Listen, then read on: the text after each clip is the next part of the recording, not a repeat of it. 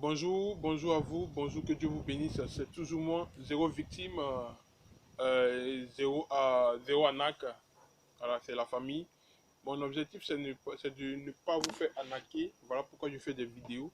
Mon objectif, c'est de vous dire de jouer vous-même à la développerie. Donc, mon slogan, zéro victime, zéro arnaque, jouez vous-même à la développerie. Voilà, il y a plein de mes abonnés qui m'ont écrit sur ma page Facebook et qui m'ont dit, bon, tu as fait une vidéo par rapport à ton parcours, ton témoignage concernant la développerie. Moi, j'aimerais que tu encore fasses une nouvelle vidéo pour toujours nous emmener à prendre connaissance. Et j'ai dit comme ça, ok, il n'y a pas de problème, le temps voulu parce que vraiment, il n'y a pas le temps. Mais on fait avec. Voilà, donc c'est toujours moi, comme je dis, zéro victime. La développerie a commencé. De grâce, jouez vous-même. Ça a commencé. Vous pouvez vous inscrire. Actuellement, on parle de inscription avec passeport. Puis il y a une partie qu'on appelle la partie B où on parle de des inscriptions. Si tu as patré, si dans ton pays est un peu contrôlé par les extrémistes, c'est-à-dire il y a des difficultés dans ton pays. Et puis bon, la dernière partie, bon, c'est lorsque le secrétaire ou le gouvernement vraiment a refusé des trucs comme ça. Donc voilà un peu les différentes procédures, quelques procédures que je vous montre. Voilà, donc c'est moi, les familles, abonnez-vous massivement, commentez, likez et puis encouragez-moi. Voilà, j'ai besoin de votre encouragement pour pouvoir continuer. Ok, on va parler aujourd'hui de mon témoignage. La suite, euh, la suite de mon témoignage. Au début, j'avais parlé de comment j'ai joué quand j'ai rencontré et quand j'ai payé les 1 million par rapport comment on appelle ça, mon case number. Voilà. Donc, aujourd'hui, nous allons parler de.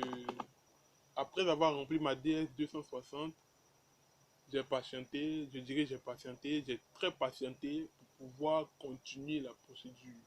Vous voyez, donc quand j'avais rempli la DS, c'était au nom d'un autre monsieur. Vous voyez, j'ai rempli la DS au nom d'un autre monsieur.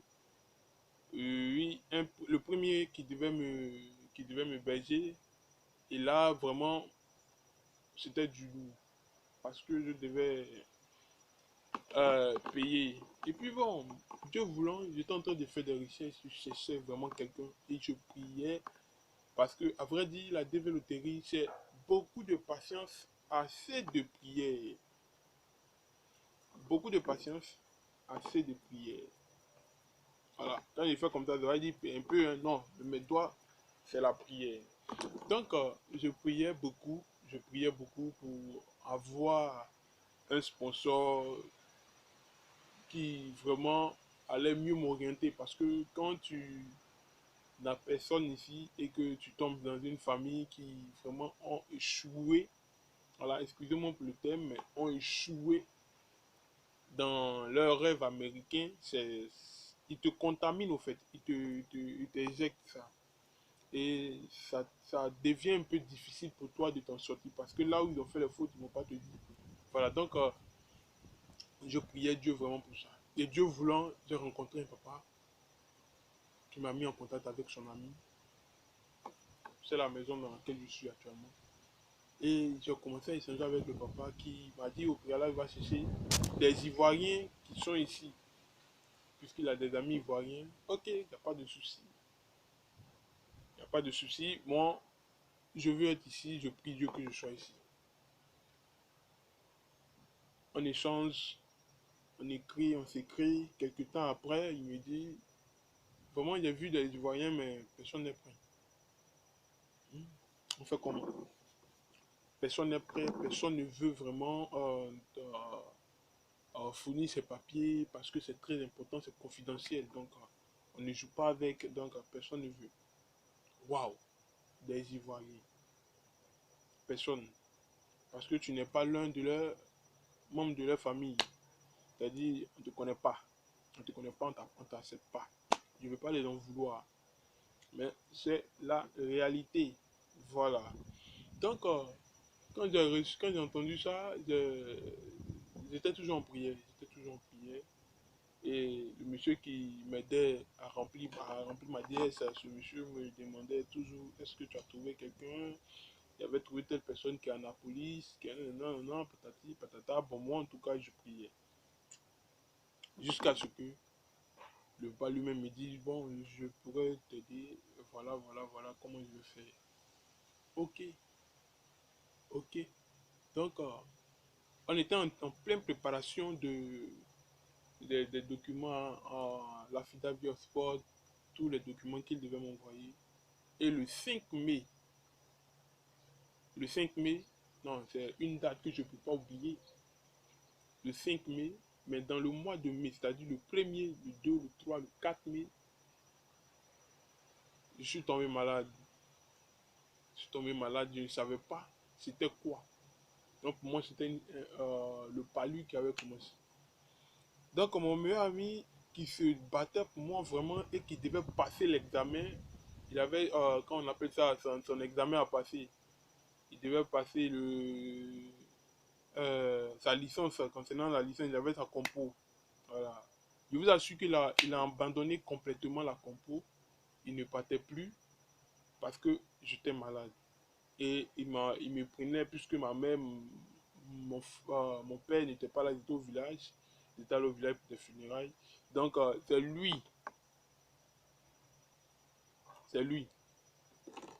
qui est venu et qui m'a envoyé au marché. On a payé des médicaments, même son propre argent. Et les médicaments de palu que j'ai commencé à utiliser, le traitement chez ses parents à la maison. Puisque chez ses parents, chez nous, n'est pas loin. Ah, c'est dans le même quartier, en fait. Donc, j'étais là et je prenais les médicaments. Mais quand j'ai fini, à 25 mois, j'ai commencé à rendre des médicaments que je buvais. Et on s'était dit, après, comme c'est palu jaune, c'est bon, ça peut aller. Vraiment, c'était pas du jeu. C'était pas facile. Voilà, c'était même pas facile. Et euh, quelques temps après, c'est avéré que non, c'était pas palu. Parce que quand je mangeais, bon, quand j'ai fini de vomir, le lendemain, je me sentais un peu à l'aise. Je me sentais vraiment bien. Ça allait bien chez moi, en fait. Ça allait bien un peu. Et il y a un autre ami avec qui je suis, on échange beaucoup, qui devait aller au boulot. Donc, j'ai marché avec lui et il a dit vraiment, c'est pas trop la forme, mais vraiment, Dieu a fait, par la grâce de Dieu, ça va un peu. Il m'a dit, ok, il n'y a pas de problème. Bon, comme ça va un peu, il m'a invité à manger de l'haricot. euh, et quand j'ai mangé, en temps de manger, j'ai cassé un caillou, bon, et j'ai enlevé le grain. C'est fini. Dès qu'on a fini de manger, il est parti. Les secondes, les temps qui ont suivi, j'ai commencé à ressentir une douleur au niveau d'ici. Voilà, j'ai commencé à ressentir une douleur. Et j'ai ressenti une douleur vraiment atroce, bizarre. Et j'ai dit à mon ami là, vraiment, je ressens une douleur. Il dit non, c'est parce que tu es rassasié. Parfois, ouais, quand tu es rassasié, tu peux ressentir un peu de... Il dit oui, oui, il dit oui, oui, ça peut être vrai, ça peut être vrai. Et le 4, le 4, je ne me portais pas vraiment bien. Je ne me portais pas bien. Donc moi-même, je marchais. Parce que quand je suis malade, je n'aime pas trop me coucher. Donc je luttais. Je dis, bon, certainement, comme je sens que ma main là, est bizarre, je vais aller faire mes médicaments de palu. Comment on dit ça? Il a payé des trucs. Il a payé, comment on appelle ça? Il ne fait pas de la publicité, mais il a payé Coca-Cola. Et puis j'ai payé tomate pâte que j'ai mélangé, j'ai bu. J'étais couché, je tremblais, je comprenais rien. Non, c'était pas facile. Et des temps après, j'ai commencé à faire une crise. Une douleur atroce a commencé à m'animer. Quand je mange, je rends. Je bois l'eau, je rends. Je ne pouvais plus rien manger, je ne pouvais plus rien boire. Je ne comprenais pas ce qui m'arrivait au fait. Et mon ami était là. Il était toujours là, dans la prière. Ses parents étaient avec moi, tout le monde. Mes parents n'étaient pas là. Quand je vais voir à la maison, on s'est dit que bon, c'est une simple maladie, vraiment, ça peut passer, c'est rien. Et des jours après, c'est avéré que c'était la maladie, le mal qu'on appelle appendicite. Donc, on devait m'opérer. Et c'est lui qui a fait. Parce que j'étais à la maison, je criais atrocement. Donc, euh, il y a ma petite soeur qui était à la maison et elle allait appeler mes amis. Un qui s'appelle Aubin, qui est mon abonné même, qui regarde ma vidéo. Et puis mon meilleur ami, il s'appelle Eli, même qui est abonné. Comme c'était eux, c'était les deux qui étaient là. En fait, on en nombre de quatre, mais les deux étaient encore époux avec moi. Donc, ils sont venus rapidement à la maison. Ils m'ont dit, allons à l'hôpital. On est arrivé à l'hôpital. Quand le médecin m'a touché là, et que j'ai crié, il a touché ici. Il dit, non, il a dit, tout ça me fait mal. Quand on m'a pu là, il a dit, mon frère, c'est appendicite, on doit aller t'opérer. Le lendemain, dimanche, on allait à l'hôpital. Eux, ils étaient allés à l'église. On allait à l'hôpital, trouver un coin où on devait faire l'opération. On allait à 13 villes. Tout ça avec la douleur. Mais avant ça, on allait à l'hôpital, on fait le scanner. Ils ont trouvé que c'était ça. Donc, on devait l'opérer. Donc, on allait à 13 villes. On allait. Il y a pas, le gars qui devait faire l'opération n'est pas là. Donc, on cherche maintenant. Oh, la douleur là. Pourtant, cette maladie, c'est-à-dire si on ne le prépare rapidement, c'est la mort. Donc, vraiment, c'était la prière. Et puis, par la grâce de Dieu, l'opération s'est passée le 5. Un dimanche, l'opération s'est faite. Et par la grâce de Dieu, me voici là. Aujourd'hui, je rends mon témoignage. Donc, après, je n'avais plus de contact puisque le téléphone que j'avais acheté pour pouvoir communiquer avec le tuteur et venir ici avec, au moment de notre course de aller à 13 villes, et j'ai remis ça à mon meilleur ami là qui est tombé. Donc, on ne sait pas, c'est perdu. Donc, je n'avais plus le contact du tuteur.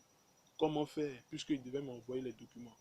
Et les jours à venir, après l'opération, je devais aller prendre c'est-à-dire mes documents. Donc, je suis sorti un mardi, c'est-à-dire un mardi. Je suis rentré le 5, je suis sorti le mardi. Et le mardi, mercredi, le mardi nuit, j'ai pris le téléphone de mon ami et j'ai causé avec, j'ai envoyé le message à mon tonton. Il s'est connecté par Messenger, on a causé. Et je l'ai expliqué, il a dit waouh, en tout cas, il m'a consolé, il a prié pour moi, il m'a dit que on va prier, on va prier. Donc, c'était un peu ça, la première étape. Et après, maintenant, on est arrivé à un niveau où je devais maintenant aller récupérer les dossiers par DHL. Nouvellement opéré, je me suis habillé, tranquille. J'ai dit à un de mes confrères de ma compagnie. Et le frère m'accompagnait à aller retirer mon document au plateau.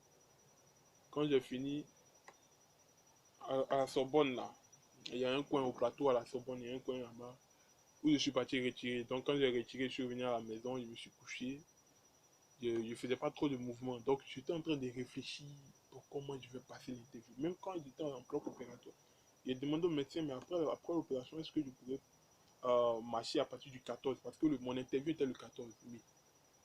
Vous voyez, donc j'étais beaucoup en esprit et il m'a dit oui, c'est possible que après tu peux marcher, tu peux te relever, ça dépend de ton corps.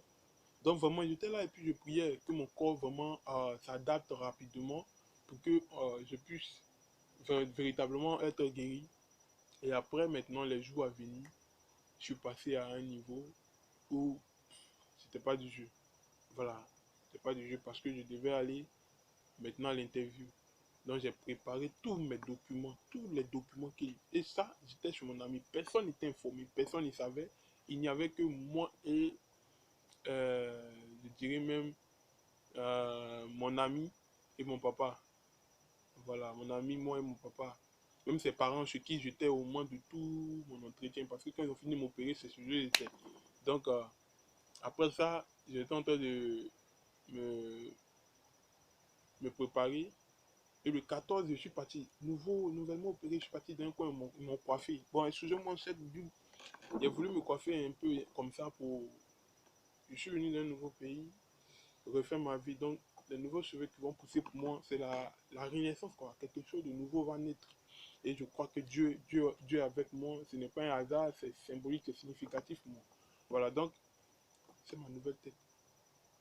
Donc, mes abonnés, vu qu'ils disent que, bon, si c'est pas une bonne coiffure pour moi, vous pouvez écrire pour dire c'est pas une nouvelle coiffure, c'est pas mauvais. Là, je saurais que bon, ce genre de coiffure n'est pas beau avec moi et puis je vais changer. Par contre, si c'est bon, au moins ça encourage moi, dites-moi que bon, c'est bon. Là, qui sait, peut-être je vais garder la coiffure pour toute ma vie parce que Ah, le joueur le plus préféré, c'est Didier Drogba. Hein. J'aime Didier Drogba. Donc, si Drogba fait, moi je fais. Là, j'aime bien ça. Ouais, j'aime bien Drogba. J'aime bien Drogba. J'ai joué au football. J'ai joué au football plusieurs fois et c'est ma passion puisque ma mère a joué au football. Donc, euh, j'aurais aimé être un joueur, mais Dieu en a décidé autrement. Donc, mais étant ici, je vais tester, je vais jouer parce que j'ai cet amour de jouer au football là. J'ai ça, cette volonté là. J'ai ça, j'aime bien le football. Donc, comme on est dans un pays d'opportunités, le rêve est possible. Donc, qui sait, peut-être sur les campus, je vais cogner des gens. Et quand je marque, je dis Drogba. Ah ouais, lui, je l'ai trop aimé. J'ai voulu le rencontrer, mais hélas, ça n'a pas été possible pour moi. Ça n'a pas été possible pour moi.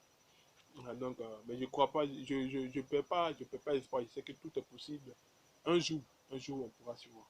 Donc, revenons à notre mouton, comme on le dit dans nos jargons ivoiriens. Revenons à notre but dessus, à notre sujet. Donc, le 14, je m'habille, je me coiffe. Mon pansement est là. Je m'en vais à l'ambassade. À 14, je devais passer mon interview à 13h. Donc, je suis allé à 11h comme ça. J'ai fait une nouvelle photo. J'ai fait les nouveaux. Il y a les photos qu'on demande, photo visa. Et je suis arrivé à l'ambassade. Quand je suis arrivé à l'ambassade, j'ai fait la photo à Cocody Saint-Jean. Cocody Saint-Jean. On emprunte les taxis pour aller à Saint-Jean. C'est là-bas que j'ai fait la photo. Ça, c'est à Abidjan, en Côte d'Ivoire. Pour vous qui ne connaissez pas. Donc, quand je suis arrivé, j'ai tiré la photo. Je suis arrivé à l'ambassade. J'étais prêt. J'ai trouvé d'autres devises. On nous a appelé. Bon, on est rentré. On a déposé nos documents. Et je suis arrêté. J'étais arrêté là. L'accueil. Et bon, ça a commencé. La procédure a commencé. On devait m'appeler. Je devais aller chez une dame là. Mais je ne sais pas. Il y a une nouvelle personne qui est partie avant moi. Elle a appelé une autre personne. Donc, j'attendais. Pourquoi moi, on ne m'appelle pas? J'étais en train de prier toujours. Et il y a une consul qui m'a appelé. Et elle m'a interviewé, elle m'a posé des questions. Comment tu le connais? Qui est lui? J'ai dit juste la vérité. J'ai dit juste la vérité et ce que je savais. Donc, c'est la vérité. Il faut être honnête, il faut être sincère, il faut être véridique dans tout ce que tu fais. Et surtout quand tu es au consul, il faut être vrai. Voilà, il ne faut pas dire ce que tu ne sais pas. Voilà, il faut être vrai. Donc, en tout cas, j'étais vrai dans tout ce que j'ai dit. Et par la grâce de Dieu, vraiment, le, la semaine qui a suivi, j'étais en train de checker le jeudi, je checkais. Et puis j'ai vu, j'étais hiver, donc j'étais bien content. Et c'est là maintenant, je vais informer la maman et la famille de mon ami pour dire que vraiment, c'était pas le bac, ben, c'était pas un concours pour entrer dans l'armée, puisque j'aime aussi l'armée, mais c'était pour aller aux États-Unis. Et la maman était très contente parce qu'elle priait pour moi. Pour elle, c'était le fait que je veux passer un concours pour entrer dans l'armée. Mais ici, peut-être, je vais rentrer dans l'armée. Qui sait? Ouais, tout entre les mains de Dieu. Hein. Tout entre les mains de Dieu. Donc, on croit toujours en Dieu. Donc, quand j'ai fini, j'étais en train de... quand ils m'ont dit que j'étais UZ, j'étais passable, mon visa était en train d'être exprimé. Ok, c'est pas un problème. J'ai commencé à prier, à rendre gloire à Dieu. Et puis, j'étais avec mon ami. Donc, je l'ai informé. Et j'ai informé mon papa. J'ai appelé même mon papa qui est ici. Et je lui ai dit, il m'a dit, félicitations, vraiment, à toi de te préparer. Le plus dur arrivait maintenant. Où je vais avoir l'argent pour avoir billet d'avion, l'argent pour faire mes valises, pour payer des sacs, quoi, pour venir ici. Tu as le visa. Mais le visa peut être valable, selon moi, hein, c'est quand tu arrives ici. Mais ce n'est pas valable si tu es encore au pays, puisque c'est 6 mois en Côte d'Ivoire. 6 mois. Dès que tu es sur le territoire, tu es encore dans ton pays, c'est 6 mois. Mais après 6 mois, c'est plus valable. Mais il y a une manière de faire pour que ça soit encore. On donne encore quelques jours. On te donne quelques jours pour pouvoir continuer. Donc, j'étais en train de réfléchir à ça. J'étais en train de réfléchir à ça. Comment je vais faire maintenant pour pouvoir euh, venir aux États-Unis ici. Donc, quelques jours après, je demandais à papa, mais on fait comment? Il dit, avait dit, tellement qu'il avait pris de près pour pouvoir faire tout ce qui était nos démarches, on avait tellement tout cassé. Mon opération est rentrée en ligne de compte et ça a tout changé. Il a fait prêt. Donc, où il va enlever l'argent, il ne faut pas que le monde va être informé. On ne sait jamais. On est en Afrique. Donc, j'étais en train de prier toujours. Je priais toujours, je priais toujours. Et par la grâce de Dieu, mon papa qui est ici m'a envoyé mon billet. Il a payé pour moi en ligne. Et en tout cas, je bénis Dieu. Voilà pourquoi je vous dis, ce que Dieu a prévu pour toi, quels que soient les vents et marées, quelles que soient les difficultés, quel que soit tout ce qui peut arriver, ayez toujours la foi et soyez toujours optimiste que tout est possible. Voilà comment un Américain réfléchit. Tout est possible et c'est toujours possible. Voilà, donc vraiment, c'était compliqué, mais Dieu a voulu. Et par la grâce de Dieu, je me suis retrouvé ici. J'ai pris mon vol le 6 août. Le 6 août, la nuit, c'est mon ami qui m'accompagnait avec sa maman et mon papa. Bon, il pleurait. C'était pas facile pour moi aussi parce que euh, l'amitié qui nous liait a dépassé même, je peux dire, ce qu'on appelle simple amitié parce qu'on était devenus plus que des amis. On dormait ensemble, on se lavait ensemble. C'est-à-dire, on faisait plein de choses ensemble parce qu'on était plus un. Et il n'y avait pas de cacheterie entre nous, quelles que soient nos différentes indifférences, parce que on n'est pas, tout homme n'est pas complet. Mais en tout cas, on était vraiment, et c'est quelqu'un que j'admire, je porte beaucoup dans mon cœur parce que c'est un frère, c'est un frère pour moi. On n'est pas né dans le même ventre, mais c'est un frère pour moi. C'est pas forcément qu'on est né dans le même ventre que ça veut dire qu'on est frère. Même si qu'on est né dans le même ventre, il peut être ennemi plus tard demain. Donc, vraiment, c'est un frère pour moi. Et il a été un frère pour moi. Il reste toujours un frère pour moi. Et si tu regardes ma vidéo, sache que mon frère, tu es mon frère. Tu connais notre slogan, mon frère, mon frère. C'est comme ça. Donc, c'était un peu là comment j'ai fait la procédure, comment cela s'est passé jusqu'à mon interview. La nuit, j'étais en train de prier. Avant l'interview, je priais, étant couché parce que vous savez, quand tu es nouvellement opéré, la plaie n'est pas encore cicatrisée, rien encore. Donc, j'étais couché droit dans mon toit comme ça. Et puis, bon, je priais pour ça. Je priais pour ça. Et puis, par la grâce de Dieu, Dieu a fait. Et je suis arrivé à l'aéroport. À l'aéroport, bon, moi, je suis novice. Voilà, je suis novice.